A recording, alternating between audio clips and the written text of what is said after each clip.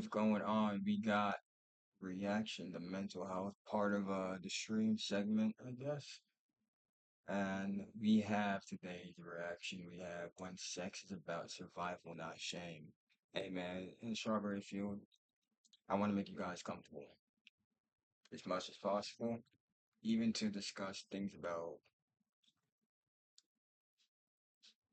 I don't know what the fuck I was gonna say with that. I just wanted to make you guys feel comfortable.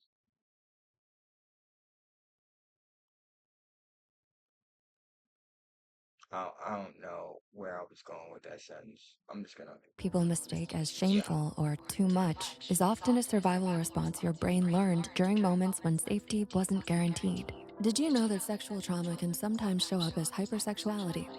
Hypersexuality isn't just being horny or having a high sex drive. To most people, that doesn't make sense, but for survivors, it does. Because it's not desire, it's survival. It's the brain trying to feel safe in a world that once took that safety away. For some people, what looks like confidence or impulsiveness on the outside is actually someone trying to regain control of a story that wasn't theirs to begin with. And for others, something even more confusing happens, swinging between wanting intimacy and feeling completely repulsed by it. Sometimes in the same week, the same day, or even the same moment. If you've ever felt that push-pull inside you, craving closeness but wanting to disappear, saying yes but wanting to run, you are not alone. And you're not broken. There is a reason this happens, and understanding it might help you see yourself with a lot more compassion. So let's talk about why. When the brain redefined safety. When trauma involves power, consent, or safety, the brain shifts into survival mode. The amygdala, your internal alarm, becomes overactive. It scans for Okay. danger even when life is quiet. Your brain doesn't just remember trauma, it reorganizes around it. And here's something most people never hear. Hypersexuality isn't always about desire. Sometimes it's the brain's wiring trying to make sense of danger and safety at the same time. For some people, it starts with trauma. The fear system, reward system, and attachment system fall out of sync. The amygdala goes into overdrive, and sexual behavior becomes the quickest way to feel even a moment of relief or control. And for some, the reason is biological. Some brains are naturally more sensitive to dopamine, like in ADHD or bipolar disorder. This doesn't cause hypersexuality, but it can make the comfort or relief from sexual behavior feel stronger and harder to slow down once it starts. But there's another pattern almost no one talks about, one shaped by growing up without affection, safe touch, or emotional bonding. When the part of the brain involved in trust and connection don't get the stimulation they need, they stay underdeveloped.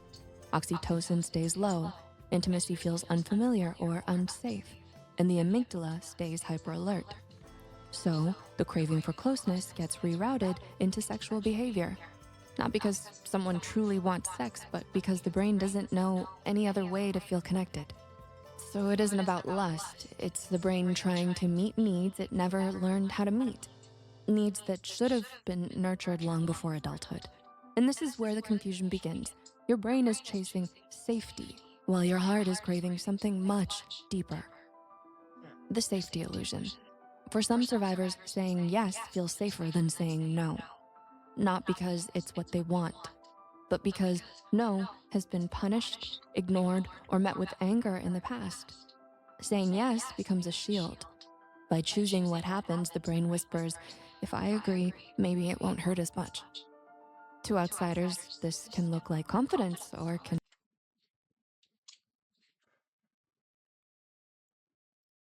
I just need to take a breath real quick. That was consent.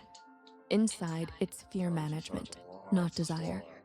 This creates an internal split. You want emotional connection, but your survival instincts keep taking over before you even realize what's happening. It's not manipulation, it's protection. The push-pull that makes no sense until it does. You might be wondering how it's even possible to want intimacy and feel repulsed by it at the same time, and you're right, it's confusing. Your mind and body are not on the same page. Your mind wants closeness, for safety, comfort, validation, or simply to feel cared for. But your body remembers danger. It remembers fear. It remembers moments when closeness wasn't safe.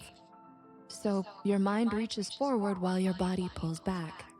That tension, wanting and fearing at the same time, is the push-pull so many people live with silently. Both reactions are coming from the same place: protection. They're just trying to protect you in opposite ways. This is why you might want someone near, but shut down when they get close. Feel intensely sexual, then suddenly feel nothing.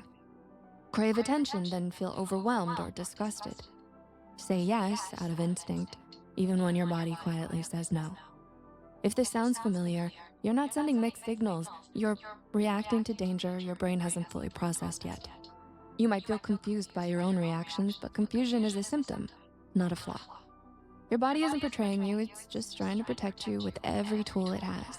And for many survivors, the nervous system gets stuck in extremes, either hyper-aroused, fight or flight, or completely shut down, freeze or dissociation. Intimacy can trigger both at once, which is why the push-pull feels so overwhelming and exhausting. Some people shut down, others chase closeness intensely. And many swing between both, not because they're inconsistent, but because they're just trying to survive. From a psychological perspective, these reactions are trauma responses. Your brain adapting to survive something overwhelming. The brain doesn't prioritize what feels good, it prioritizes what feels predictable. Predictable feels safer, even if the familiar pattern ends up hurting you. And this is why certain people feel magnetic. Patterns repeat themselves. Your body reacts before you can think. Hypersexuality and repulsion are not opposites. They're two survival strategies born from the same wound, and once you understand that, the shame begins to loosen. Your reactions are not your identity. They're adaptations. If any of this feels familiar, please remember you're not broken. You were protecting yourself the only way you knew how. You can't punish the parts of you that kept you alive. You can only teach them new ways to feel safe. Healing is not forcing intimacy, and it isn't avoiding it forever. It's slowly helping your body learn what safety feels like, without pressure, without fear, without survival mode making every decision. With trauma-informed therapy, nervous system regulation, and gentle self-awareness, you can rebuild safety from the inside out. And when your body finally feels safe, your mind stops fighting it. The push-pull softens. The confusion becomes clearer, and intimacy becomes something you can actually experience, not something you have to survive. Everyone's journey looks different, but your reactions made sense. They were your body's way of keeping you alive until it was safe to heal.